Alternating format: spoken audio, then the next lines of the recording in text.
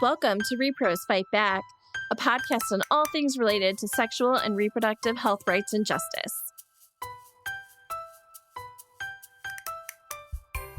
Hey, rePROs. Bet you were expecting Jennie.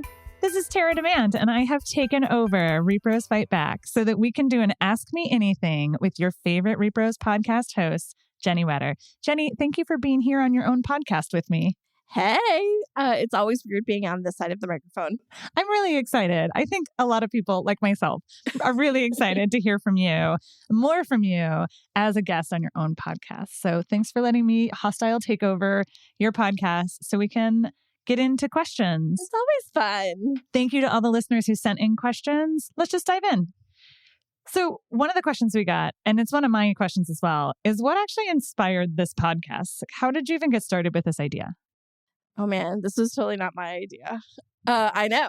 So this goes back to a board meeting and, as many good ideas often do. Right. With the board throwing out a bunch of why don't we have a podcast? And so, we take that feedback back and have discussions. Mm-hmm. And my boss at the time, Bob Walker, he was really special for a boss and always saw areas where you could grow and expand and pushed you in the kindest, most loving, sometimes hard way to grow and expand in ways that maybe you hadn't thought of. I mean, he always did that to me. And he's like, well, I think you should do this. And I'm just like, introvert me is sounds like my literal nightmare of being on microphone saying things, people listening to what I have to say. So I started talking to some friends. Tara was probably one of them and was so this idea came up. I don't know how you feel about it. Our friend Nina was like, you should absolutely do this and run with it. And Jamila Taylor also was do this, do it. And just a bunch of people who got very excited by the idea. And then, so, I always say Bob dragged me kicking and screaming into the idea of doing this podcast. And I was then very clear of okay, if I'm going to do this, I'm going to do it my way. Here is the podcast I dream of, and this is how I want to do it. I based it off of bits and pieces I liked about multiple other podcasts. I wanted to do a deep dive explainer type podcast, but I didn't want to be the voice of authority because I know so many great people that can come and shine and talk about great things, and I can just ask them questions. And so I thought that was a great opportunity to showcase all of the amazing people I get to work with all the time. So he really let me run with it and come up with the format. And I was very clear of okay, I work for the populations too, but this is going to be a sexual reproductive health rights and justice podcast. And that's what we're going to talk about. Full stop. And anything that falls under that umbrella. And he really let me run with it. So even if it's things that we don't work on every day. So we did one about sex work as a public health issue and a lot of trans stuff that we don't work on, but sign on to, but don't spend a lot of time day to day in my job working on. And he really gave me room to run with all of that of it falls under that umbrella, just do your thing and really just let me figure it out and work it out on my own. And I'm really grateful for that. I mean, management, take note, right? There's a way to think about and grow ideas and skill and dive in. What need did you see this failing? I mean, I'm interested that obviously this came from an outsider or an internal, obviously your board, but someone had this idea and you were maybe not for me, but this actually does fill a need. What was that need that you saw? Yeah, so we launched in December 2017, so it'll be 6 years ago. I know. Wow, really? I know. Boy, blink of an eye. So this was not quite a year into the Trump administration when this launched. And I don't know about you, things were flying fast and furious in those early days of terrible policies and trying to keep track of all of it was a tsunami. Right. It was just we joked about like, usually we're like putting out a fire, but like everything was on fire all at once. Yeah. I mean, now the fire was on fire. Yeah. But like now that has escalated with the loss of Roe. So like, It's like happier days. No, that's not true at all. But like it was just like coming from everywhere. Right. Yeah. And it was hard to keep track. And I'm like, if we're having a hard time staying on top of this, it just seemed really important to make sure that people were aware of all of the ways that sexual reproductive health and rights were being undermined, because things were getting attention, but not all the things, right? Like there were attacks at HHS that people maybe weren't as familiar with, or some of the global stuff, right? Like global gag rule might get like big news like quick, but like not like a consistent, like what is actually happening. And so it felt really important to me to make sure that people had a place to go where they could get more than that like soundbite or like quick resource. And I didn't want to be like, everything was on fire and it just was so depressing and enraging. And I didn't want it to end there. Right. Like that was very important to me when we were starting, of like, I don't want people to listen and just get mad. Right.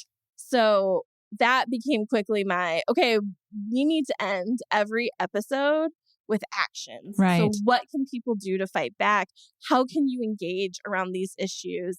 And so that really built the format like right away. It was like, okay, it's going to be like an explainer type podcast done in interview style, and then with a tag at the end of advocacy. Yeah. It makes me think about like what resistance, to that administration and their just like drastic anti-rights regime could look like, and the format of like learn what you can, make sure it's connected, that you see the whole, it's connected to all these pieces, and then do something about it. And here's what you can do, right? Yeah. And I think it's one of the things I've thought has been most successful about your podcast is it helps deep dive into issues that even those of us who professionally work in this field, you can get so siloed that you see all the pieces together. And then there's this place, and here's what people can do, right? Here's how we're moving forward on this.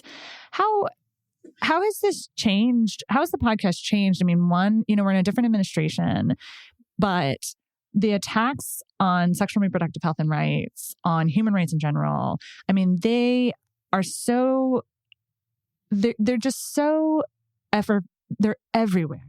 And it's so diffuse in some ways, you can lose track of it. So have you seen a big change with the podcast, or do you think, it's kind of more the same and you're painting that holistic picture? Does it feel less urgent? Does it feel more urgent? I mean, there was like a little bit of that worry. I mean, not worry, that's not fair, of like, are we going to be able to keep going in the same way? Like it was really like a pushing back against all of the terrible things, but they didn't really stop. I mean, like the Biden administration definitely took action and made things better. And we definitely did episodes talking about like, here's the vision of what we want to see happen. Here's what has changed on this or what has changed on that. And that is just as important as like fighting against the things, because things may have gotten better, but there was still always room for improvement. I mean, we're advocates, right? We're always going to push for the best, and very rarely are you going to get that in policy. Like there's always ways to make it more impactful and hit more people. But then like the attack on human rights globally has really just escalated the last couple years. And, the attacks on this in the state level were like never really slowed down. And also like exploded around trans rights issues. Yeah. So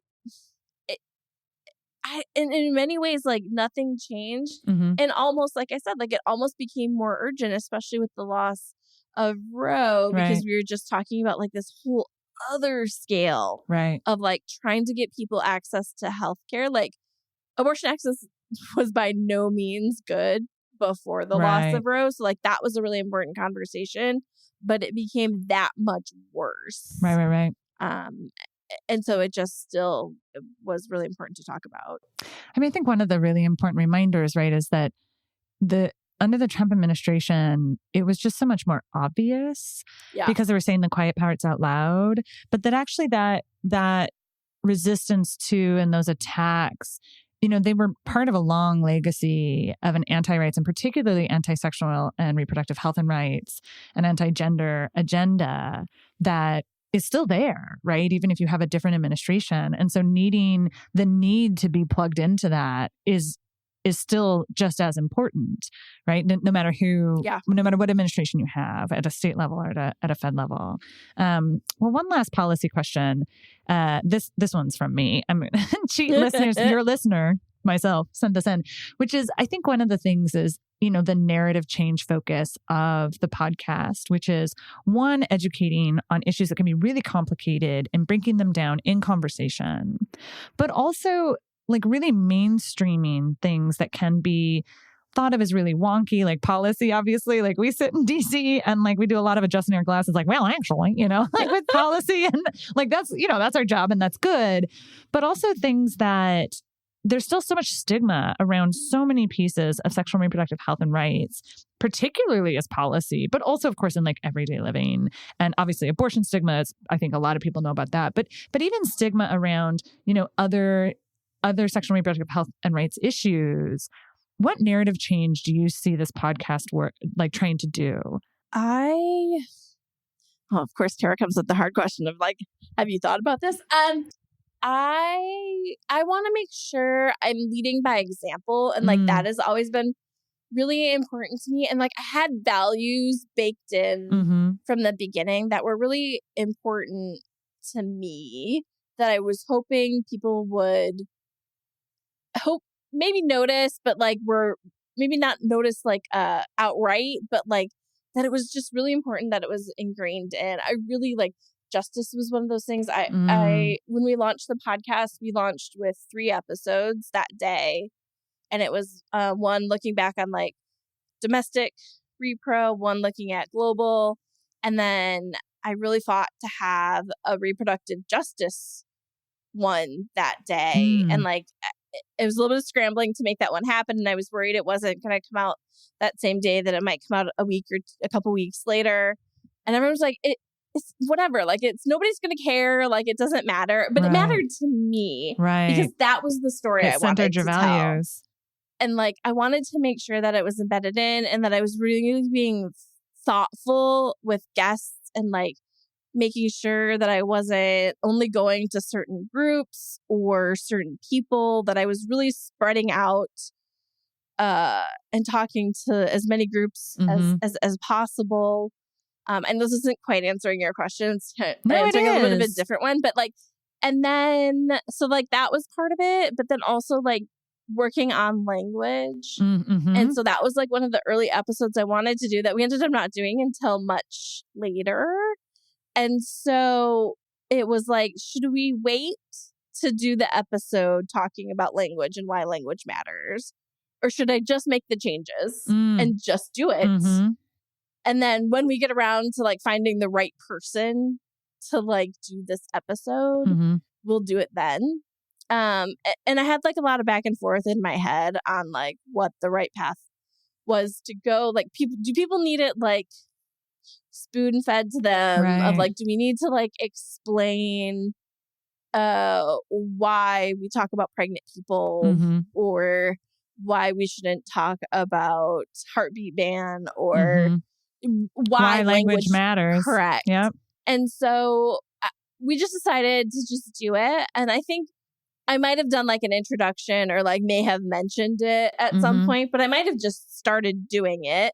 And then we did the episode talking about language, I don't know, last year or the year, like not, I mean, well, quite a while after we made the change. And like, again, it was the like lead by example of it, of, I always make sure that when I introduce myself, I include my pronouns and ask my guests to include their pronouns, because it's that simple, right? To be inclusive, and like showing like, yeah, when you introduce yourself to someone, you can just very easily be, hi, I'm Jennie, she, her, like it's very easy. And, and so I wanted to try and do things like that. And so all of that is to say is I wanted to have it built where the messaging was like inclusive and gender as much as possible through the core. Sorry, I said gender, I meant justice. my brain, y'all. I'm actually on vacation while I'm recording this, so I'm going to use that as my excuse. Vacationing so poorly. But I mean, it shows how like you're thinking about narrative change, not just like out there in the listening universe, but actually internal in our work, how modeling matters. As an editing and splicing question, I actually did not introduce myself at all, except for to say that I was Tarah. Do you want me to do an intro of like who I am, where I come from, or do they care? Nah, it's fine. Super. Good. Well, let's move to more interesting questions. Uh-oh. I mean, actually, nothing's more interesting than policy, as you know. But for those who have broader interests, like human interests, what's your favorite part of running the podcast? So I kind of already touched on it, but like I love getting to talk about things that I don't get to work on because I care about them and it's important to me. But I get to have those conversations even if I don't. It's not part of my day-to-day work. Yeah. And so I love that. And even though like interviewing, like this was not a skill I had at all. I mean, Tarah was actually the first person I interviewed. We had a practice interview before I started recording. Wait, really? We did. I didn't know that. Yes. I interviewed you and I interviewed Bob before I did my like actual first recordings. You did great. I wouldn't have known. And I think I've gotten like more comfortable with it and like have learned to be a better interviewer. I mean, I like to think so. I don't know if that's true, but so maybe don't go back and listen to the early ones. I'm sure it's not as But anyway, I just really love getting to talk to people, and yes, I know that's kind of weird for an introvert, but it is like the distance and like all the things I think of it. Well, and also it's just so interesting. It's structured. Yeah. Right? We're not doing small talk. Like I have like, this is the conversation we're going to have. We're going to talk about this and then we're going to talk about this. And you don't have to phantom at a party. And be like, bye. Yeah. This is our agenda. Adios. I do love that. We were talking before we started recording about just feeling so much less social than we used to. Like, we're just so tired. What's the hardest part? What's the least favorite part of the podcast or doing the podcast? It's so like the part you hear is like the short part, right? Like sitting down and doing the interview. But like before that is the emailing the person, trying to schedule, like thinking through the outline for how we have the interview, right? Like sometimes that is easy and sometimes that is hard. The like, how do we find this path through to have this conversation in a way that makes sense and builds the argument for the audience and make it make sense to someone who is brand new to the issue, someone who has been not bored, someone who's been around it for forever. But yeah, it's the like just the minutia of like, hey, Tarah, are you free would you like to come talk on this episode? And like, it's just nonstop. Yeah. And then there's the like, my favorite, oh, something came up, I can't do it, which totally fine. Like it happens. Like this is not. But you've still got a podcast to get out. This is not me being upset with anybody who has had to do that because, dude, life happens and you have to prioritize yourself. Like full, complete stop. But it also means there are weeks where I'm like, oh my God, Tarah, are you free? I need to record something by Friday. Can you come? And she's usually can. I have like my like list of people. I love talking repro everything. So absolutely. I have like my short list of people I know that like if they are able, they will swing like a really quick turnaround. And I am always so grateful for that group of people because they have saved my butt multiple times. No, it's stress inducing. And like, yeah, it's just the planning is stressful. The rest of it's fun. Yeah. Well, other than those ones, which I've been on, which is your favorite episode? If you have to not include those. Yeah. So like, this is really hard because I love all of them for myriad reasons. So I think I'm going to go with the one that like maybe means the most to me. So like, again, I if you ask me my favorite episode, I'm going to have a different answer every day and it's probably still going to be like 10 episodes, but like tomorrow will be 10 different ones. Right. Because I do just love them all so much. Which I guess would be sad, right? Like if I didn't love them all. So it's my podcast. So but for this one, we'll go with the one that is the most meaningful to me. And that's the one I recorded, I don't know, last year, the year before. Again, what is time? Time has no meaning anymore. What is time? I had the wonderful Monica Edwards on, and we talked about intimate partner violence as a reproductive justice issue. And it was like the first time I was like pretty public sharing my story of my experience. And I was so nervous. And Monica and I just like supported each other through it, and like both shared pretty personal stories, and like had that really personal conversation that I hadn't had before. I did a really personal intro to that episode, and I was scared. I was scared when I hit publish. Like, it was really hard, but I was really felt strongly that like if telling this story and talking about this helps even one person, like it's all worth, I mean, not like going through all the things, but like it's worth sharing my story. Yeah. And then I don't know, every once in a while, you know, you do like the search to see if the podcast got like pulled into things. Yeah. And I saw the Wisconsin Coalition to End Domestic Violence, or Wisconsin to End Domestic Violence, or sorry, y'all, I'm so sorry, I'm getting your name wrong. Shared it as a resource. That's amazing. And like to have a group that works on this in my home state, especially like validating it as something useful, like it really just meant a lot to me. Yeah. But yeah, it was a really powerful episode. Yeah, and it really, I'm really grateful to Monica for that, because I think it was very collaborative, not in that we planned it to be collaborative or any of those things, but like I shared something, she felt safe sharing something, I shared. So like it was very like, it wouldn't have happened any other way to be as personal of an episode if we hadn't just been so supportive and there for each other. So I'm really grateful for that. Yeah. I mean, one of the things you can always plan and think about, have a strategic plan, and you actually just don't know at the end of the day what's gonna resonate with the community, what's gonna actually be more useful than something else. And there are just some people that like can get that out of you. The other person that really like triggered that in a way I didn't expect was actually an episode that you coordinated with Jessica. Oh yeah, Jessica's amazing. Just like she just has this presence where you're just like, let me tell you all my deepest secrets and like tell you all the things, and like it's so that was another one of those that just really felt, and like yes, it was also dealing with like intimate partner violence and violence, but like she just had that like aura about her. Like there are just some people that when you talk to them invite you to like share the things. Yeah, and it's a privilege to be able to work alongside those folks, right? Like Jessica's work on ending violence in Indigenous communities is incredibly powerful, and being able to then help other people hear more about that and make those personal connections, right? That you're saying.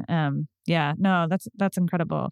Well, having been on the podcast and thought, and sometimes said out loud while holding a microphone, how sorry I am to your editor, because so much editing goes on in a podcast. So here's a shout out to all the editors. Yes. And like, who knows, maybe this hits the cutting room floor, right?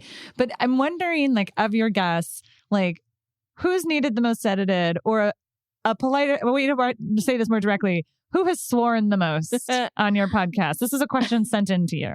Yes, it is a question sent in by the culprits. Actually, I have also been very clear about this, of like, I don't go back and re-listen for mental health reasons. Like, I am very much the terrible person of like, I was joking around that I have Statler and Waldorf live in my head. Right. And so if I like go back and listen to an episode, they will do their best to just like point out all the things that I did wrong. So I don't go back and listen. But I don't know that we have edited out any swearing. And like considering the topics and the things we talk about, there's not a ban on it, right? Like I don't do a lot of it because I know my mother listens and she gets real mad at me when I swear. Because otherwise I swear a lot. But my mom will be listening, so we don't swear on the podcast very often. And I think I'm assuming my guests have probably kind of followed that example, but also I can also imagine it's like work. Yeah. So like, but yeah, so that would be Bjorn is probably the worst culprit. Or the best culprit. Or the best culprit. I mean, but honestly, she swore a lot less than you would expect if you have also talked to her. And also given how fucked up shit is. Yes. Like, it's amazing any of us don't swear the entire time. Correct. And I think, and I'm sure some of that is me because I don't swear a lot on the podcast, again, because my mother listens. And I know we're trying to class it and up. I know she will comment. Otherwise, yes, I do fucking swear a lot. So much. Such a fucked up world. Yeah. Thinking about guests, another question that we got was like, who is your absolute dream guest? I am really terrible at this of like thinking. I'm always so focused on what's next. And like, so I have, I think, a little bit of a short-term bias of like, sure. Oh my God, I don't have a guest for the episode after this. Who am I going to get? So I think I fall into that trap a lot. And so don't like big. One area that I really have not gone into yet, and I think would love to do at some point. Like we've talked about like legislation and policies, but I haven't had like a congressperson come on and talk about it. And that's something I would maybe love to do, like having, someone like Anna Presley come on and talking about some of the great bills she's co-sponsored, or having like Cori Bush come on and talk about the equal rights legislation that she is leading on. Patty Murray come and talk about like all the like stuff she's leading in the Senate and the health. I could go with like my happy, like I always have like a special place in my heart for Tammy Baldwin. She's like literally the very first person I ever voted for. Oh, that's amazing. Because she was my representative when I was in college. Oh. And before she was in the Senate, she was the representative for the Madison area. So she was like the first person I voted for. And then, so I have not been great about like the dreaming big. It would be nice partly just to hear from legislators too around like, what is it? We know a lot of on our side how to talk at like, this is what we want. This is what we want. But hearing what, how is the sausage made and what are the real challenges inside? Yeah. And like the hopes and dreams too of progressive legislators who are, supporting sexual and reproductive health and rights. What does that look like? And let's make that happen. Well, we're almost done, which is a shame because I would love to just talk to you forever. And that's one of the joys of the podcast is getting able to like be in that conversation with you. You're a master of gift sharing. What is your all-time favorite gift? It's less an audio question, though, right? More like, visual. But so if you follow the socials, right? I am very like I use the one for the moment, and so I saw this question in advance. Oh, okay, excellent. So I was able to like look and be like, is there something I use a lot? And my brain is like not coming up with it now, but it's like thinking through. It's like Schitt's Creek ones, and I think it was one. They're dealing just so with, good like, for DC. Yes, I think it was one dealing with like stress and anxiety, y'all, and I cannot remember what it is. It's a David one. There's so many on Schitt's Creek that just the audacity of living in this city in DC and operating in policy and law work there's no end to how relevant they are. Yeah, totally. I have that, and I also have a Bob's Burgers one I use a lot. Because one, I love that show. It's like a delightful little warm hug, and it's like I can watch it a bajillion times. Especially their holiday episodes are delightful. Like their Halloween and there's this one where Louise has like an eye twitch. Yes. And that, again, for our work is very appropriate all the time. Oh, okay. So the one that you feel I've noticed that I have been using a lot, again, same theme, is David being like, I'm feeling this like deep aching sense of dread. Because I opened the news. Yeah. I was like, yes. And like a couple years ago, it was the Groundhog Day one I was using all the time because we were waiting for the Supreme Court to decide if they were picking up June medical services. And it was like having to like sign in every morning and like wait. And it was just like, here we go again. And like, I feel like the ones where this is not how this works. This is not how any of this works. Like every time I'm like, this is not government. This is not how this works. Oh yeah. I do enjoy, although I don't know that I've used it, are the ones with like the bill on Capitol Hill. Oh, just being that like, poor beleaguered bill. Like, no. So sad. That gif is so sad of itself. Oh, so poor guy. Well, thinking past, 6 years is bonkers. I know. Thinking past, what makes you the most optimistic about the future of repro rights? 6 years into the podcast, lots and lots of guests, talking about lots of really tough ways in which just nationally and globally, we failed in so many spaces. Yeah. Like these rights are not realized. What makes you the most optimistic? Yeah. So like thinking big picture and like looking at where we are, or like thinking about individual people who are not able to get the services they need will like break me. So like I can't do that. Like that's not helpful. But the things that give me hope are seeing the stuff that's happening on the ground. Like the abortion funds that are like doing so much work to ensure that people are still able to get the care they need.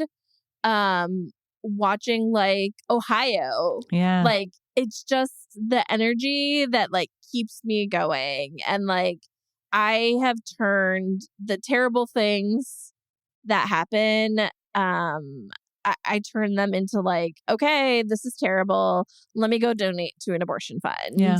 Like it's always my first reaction when things happen. And the work they're doing is like life-saving and life-changing. And that gives me hope. Like the community on the ground that is changing people's lives is really what keeps me going. And like also knowing big picture, like shit sucks right now. Like it's everything is fucked up. And like, sorry mom. Like we started, it's like putting the genie back in the bottle. I don't know. Late. But also, is there a better word? I don't think so. Not for this government. Is everything is so terrible and bleak. And I also know that we are going to win. It's not tomorrow. It may not be next year, but I know that we are going to see reproductive freedom and bodily autonomy freedom and reproductive justice for all in my lifetime. I hope. But like, even if it's not, it will happen. And so being part of that fight is so important. And knowing that we're going to win, even when it doesn't feel like we're going to win, keeps me going and keeps me in the fight, because it's something I am so passionate about and I care so much about. And there are so many wonderful people doing so much amazing work in this community that are there for each other and just fighting so hard every day. That gives me hope. Yeah. I believe in that future. Yeah.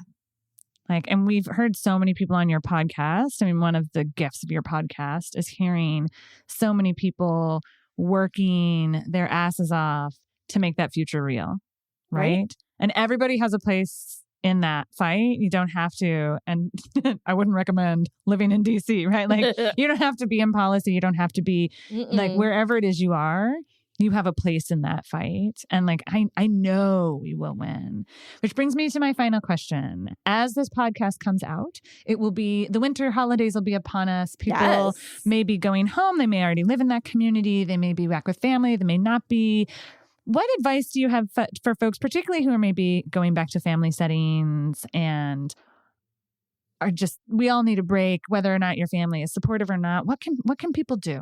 What's something they can take away from this podcast and say, of all the things I get asked to do, I know I can do this one thing? Yes. It's so funny. I was actually just thinking today that I dropped the ball on like an episode that I should do. So hopefully for the winter holidays, I'm going to be working on an episode of like how to answer some questions that you may have around the dinner table. Yeah. That's not what we're going to answer today. I do always push people to connect with their abortion fund for a myriad of reasons, right? Like maybe you cannot donate right now and that's totally fine, but maybe they need somebody to help drive or to answer phones, or maybe you want to get like a really sweet t-shirt. I am wearing my Little Miss Reproductive Justice t-shirt today that supported an abortion fund. Right. Like there are like lots of fun and unique ways to get involved. And like, I had this question. I just came back from the American Public Health Association conference and people were like down about, for obvious reasons, like everything being so terrible and not knowing how to get involved and having like those real tangible things that you can do and where you can see some of that change, I think really makes a difference. So, finding out what your community needs. And abortion funds are a great place to start. Some of them do like mutual aid. So like maybe there's like doing like a diaper drive or like there are ways that you can get involved. And so that's always going to be like my first push for places for people to go.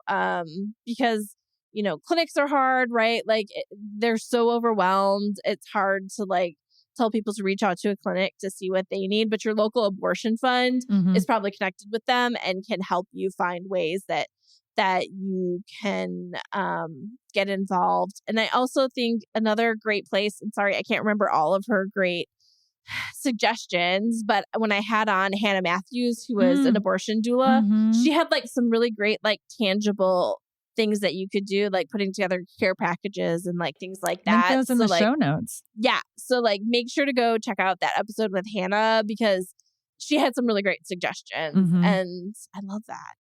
Well, when thinking about the holidays and everyone celebrates differently, and whether they're a stressful family time or a good family time or a no family time or a gift giving or not gift giving, like it's a good end of the year time to think about like, where am I investing? Yeah. Whether it's money, if you have it, obviously donate it, whether it's time, whether it's heart space, like where am I investing? And so people will look for those episodes. They'll be listening for the next one, maybe how to talk about abortion at the table. Yeah, and maybe it's like a conversation, right? Like maybe you don't have time or resources at the moment, but maybe a conversation comes up and you can work on destigmatizing abortion. And like, again, assess the space you're in. Like maybe it's not a safe space. Don't like push yourself. But if there is like a way that you can like kindly push back, like that's a great place to start too. Well, whatever y'all do, don't do nothing. Do something. Yes. As we come out. Well, Jennie, thanks for being on your own podcast.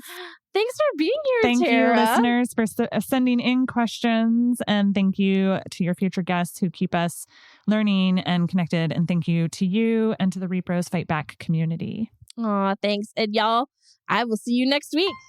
Bye. If you have any questions, comments, or topics you would like us to cover, always feel free to shoot me an email. You can reach me at Jennie, Jennie, at rePROsFightBack.com, or you can find us on social media. We're at rePROs Fight Back on Facebook and Twitter, or rePROs FB on Instagram. If you love our podcast and want to make sure more people find it, take the time to rate and review us on your favorite podcast platform. Or if you want to make sure to support the podcast, you can also donate on our website at rePROsFightBack.com. Thanks all.